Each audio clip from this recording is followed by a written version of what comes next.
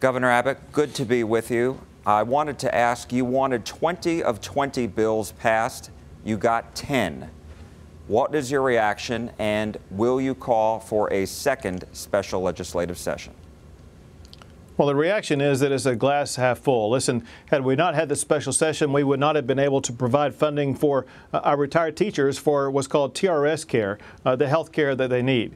We wouldn't have been able to pass that law that cracks down on mail-in ballot fraud up there in the Dallas area, and frankly is going on across the entire state of Texas. We would not have a law in place like we do now that's going to lead to a school finance commission so that we not only just study but provide real lasting solutions the next session can take up to reform school finance as well as to improve our schools. And of course, we now are addressing the maternal mortality issue that we've been suffering in the state of Texas. And we also were able to peel back some regulations on some homeowners in the state. So there are some positives that you can take out of this.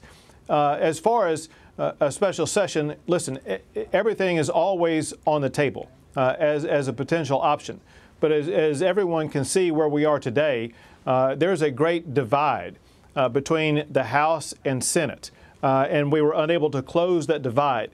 So what's needed in the most immediate time frame is for all these members to return home and to hear directly from their constituents about what their constituents' demands are. Because all these members of the legislature, all they've been hearing from are fellow members of the legislature.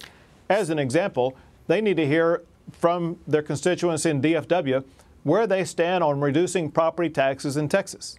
Well, I wanted to reduce property taxes in Texas, and yet the House failed to match the Senate plan, which was the plan that I offered for the special session call. So because of that, do you think that is an important issue enough to call lawmakers back?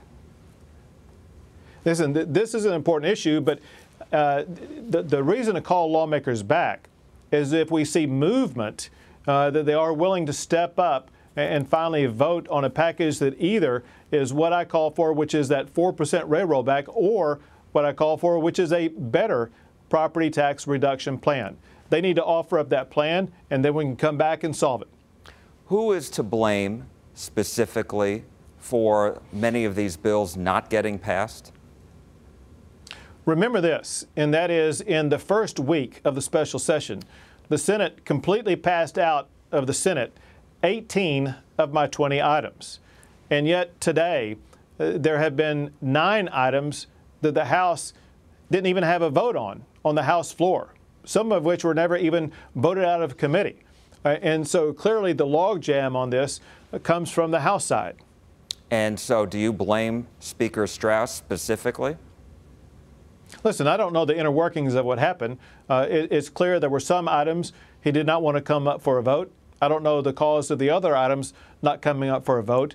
But one thing that's disappointing is that constituents across the state of Texas, citizens, did not get to know where their member stood on 9 of these items. Well, do you believe that House members, Republican House members, should elect a different speaker the next time they come back, perhaps the regular session of 2019? Listen, internal operations in the House or the Senate is up to the members of that chamber, and we need to respect that process. What's important for voters is for voters across Texas to elect members to the House and Senate to make sure they choose leaders who will be reflective of Texas values. Let me ask on property tax reform.